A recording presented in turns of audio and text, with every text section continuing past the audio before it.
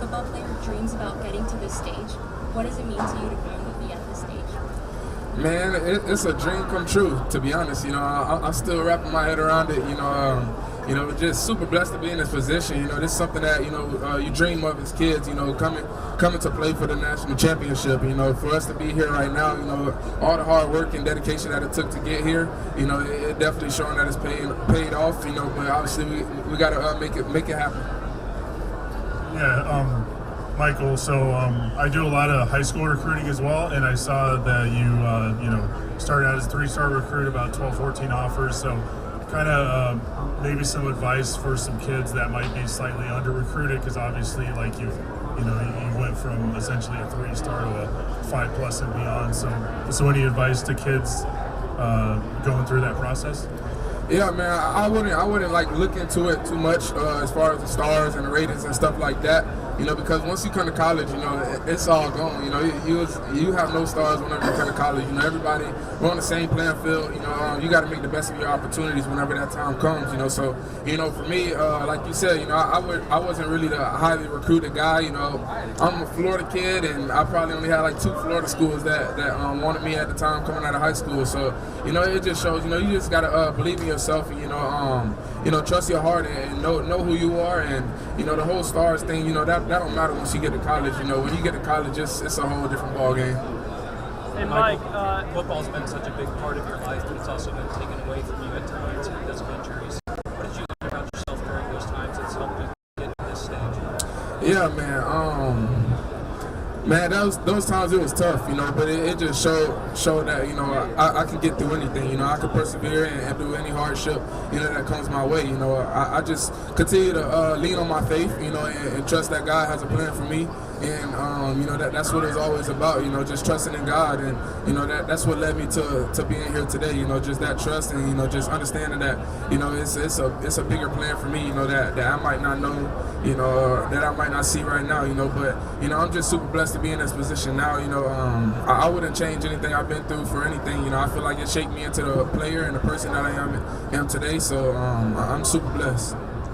Mike, the send-off in Seattle yesterday looked pretty rowdy. What did you think of all the fans showing up in the rain to send you guys off to Houston? Man, it was amazing. Our fans have been amazing all season. Super blessed to have a fan base like that. And like you said, it was raining out there. So, man, for them to be out there in the rain, just being able to send us off, super excited, for what we've had going on all season. We're super blessed to have a fan base like that. So I can do nothing but praise them and, give them thanks for all the support that they've given us all throughout the year. Mike, there's some people on the Michigan team who you played with or coached with in Indiana. Oh, yeah. What does it mean to kind of be in this championship game with some guys like Jack Tuttle, Coach Hart, who you remember when you were together in Indiana? Yeah, it's crazy, It's crazy, that's just how things work sometimes, it's a small world, but I'm super blessed, I know those guys over there, they're super excited for the opportunity as well. Tuttle, he was always a great person, great player, to me, and, we had mutual respect throughout the years, we still were keeping in contact, wishing each other luck all the time, so I'm super excited for him, Coach Hart, him as well, just his buy-in whenever he was at Indiana, I feel like he was an amazing coach, and he's got a good group over there at Michigan as well right now. So he's been doing good too. So super excited. Hopefully I get to see those guys. Say what's up. Yeah, it's good. And what did your time in Indiana mean to you when you were there? I mean, it meant a lot. Me being at Indiana, allowed me to get here. I feel like if I didn't go to Indiana, I probably wouldn't have met Coach DeBoer. I probably wouldn't be here. So, like I said, my whole past, I wouldn't change it for anything. I'm super blessed to be here, and I feel like everything happened for a reason. Michael, what was your mindset in regards to transferring before your Washington visit and then after? Obviously, you had a relationship with Coach DeBoer, but how did that switch change, whatever? Man, yeah, I mean, like you said, the relationship with Coach DeBoer, that definitely, helped the reason for me to come here. He's somebody that I trusted in, whenever he was coaching me at Indiana, but it was good, the whole transfer thing, I felt like I was doing what I felt was best for me and my future at that time, and I definitely don't regret it. You know, I feel like it was the best decision of my life, and I'm super blessed that I was able to do that, and to be able to be on this stage today is a big blessing. You know, but you know, I've always loved and believed in Coach DeBoer and everything that he stands for and he preaches, and I'm still doing it. I'm still believing. So. You scouted the offensive line. You looked at film of the offensive line. That line the year before had open holes for 3.19 yards per rush. I think they'd given up a bunch of sacks. You came despite that. Now it's the best offensive line in the country. But I wonder what you saw in that moment. Man, I just saw a lot of talent and a lot of potential. I feel like whenever I watched the tape on the offensive linemen and the skilled players, I felt like, I wasn't really watching the offense that was being ran before I got here. It was about, seeing what I had around me. And when I saw those guys and then meeting them in person and stuff like that, I'm like, oh yeah, this is going to be a special group, because I knew the offense that was coming in, and I knew that we'll be able to do something special with that offense with these group of guys. And we've been doing it. We got one more to go, and super excited for it. And Seattle loves its Seahawks. It loves its sports. I saw an interview with you where you were on top of a building looking out on the city. You said what a beautiful city it is.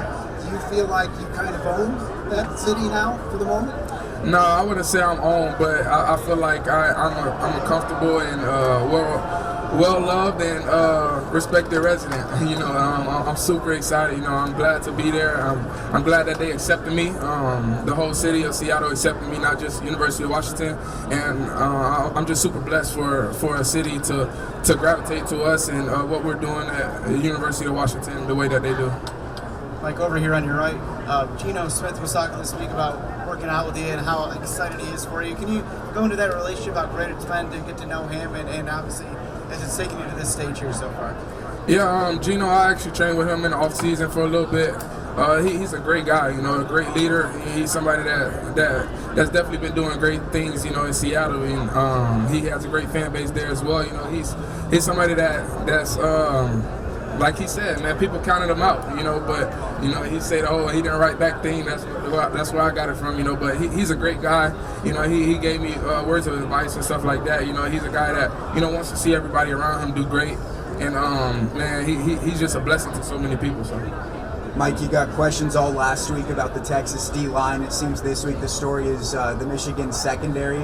What do you see from them on film, and have they faced an offense quite like yours yet? Yeah, man, that whole defense, they're good. I feel like they do a lot of good things on that side of the ball. I feel like they're very well coached. They have a lot of good players, and we do too, obviously, but, for me, I'm always going to believe in my guys and believe that my guys are going to be able to get the job done, no matter what, no matter who we're facing, so I'm super excited for it. I know the guys are super excited for it. And come Monday, I guess we'll see who will have the better side, Mike, it seems like you got the entire city of Tampa behind you as well. How much pride do you take in coming from that area, and what would you say that Tampa Bay Tech did for your football career? Yeah, just growing up, I grew up in Dade City, like 30 minutes outside of Tampa. Moved to Tampa in high school, but I've always had love and support from both cities. I feel like my dad, he's a guy that set that just that love and that support in Dade City, because he was a well-respected player and coach there, whenever I was growing up. And then moving to Tampa, I feel like I had to make a name for myself. It's a city that's right up the road, but at the same time, it's two totally different worlds, when I was in Dade City, like in Florida, I'm gonna be honest, in Florida, you don't really hear outside of your city much. Like, you don't really go outside of your city. I wasn't going to Tampa, I wasn't going to Miami and spring break and all that. It's like, I got all that here, and so like, I can speak for Dade City, it's a small city, so it's like, everything was right there, so that's all I knew. All I knew was Dade City, Then moving to Tampa, I had to adjust to that, so I have a lot of support and a lot of people that seen me at a young age, growing up and coming up and shaping into the person I am today. So I appreciate that support always. Michael, Troy told me that it wasn't until week 11 last year that you told the team your full story, like your testimonial. Why was that the right time, and why did you wait that long to kind of have that conversation with him? I think he's talking about a totally different situation. I feel like everybody knew about my injuries and stuff like that. You know, he's talking about more personal stuff that I'm not gonna really get into right now. You know, but I think he's talking about a time in the chapel session. It was just the time presented itself, and you know, our chaplain, he asked us if anybody had anything to say, you know, to tell their story, their testimony, and stuff like that. And you know, I feel like it was the right time for me to do it. You know, just trusting, you know, just knowing that I had a team that trusts me and a team that I trusted as well. With the injury path, how did you keep the confidence that 1 year you would get the chance to not have to deal with that, you would get a full season? How did you keep mentally strong every year? Yeah, just trusting in my faith, you know, just trusting that, you know, God has a plan for me, a plan that I might not see right then and there, you know, but plan for hope in the future, you know, so I actually got that tatted on my arm, you know, so that's what I live by, you know, and if I'm going to live by that, I got to live by that each and every day, you know. Whenever times get hard, I can't change up, you know, I just got to continue to lean on my faith even more. Huh? Like, I just got that tat like 2 or 3 years ago, you know, but I feel like it was perfect for me, you know, but it's always a verse that I've always known. Michael, for you guys, who handles protections for you, and how have you worked on some of the stunts and the twists that Michigan posed, especially to Alabama? What was the first part? Who handles protections for you? Oh, I mean, within me and the offensive line coach, you know, we go throughout the week. You know, we do so many different protection, you know, drills and stuff like that. You know, each and every day. You know, to help us be ready and prepared for the game. You know, but when it comes game time, it's all on me. So if you see somebody coming free, it's probably my fault because my O-line don't really let people come free. So.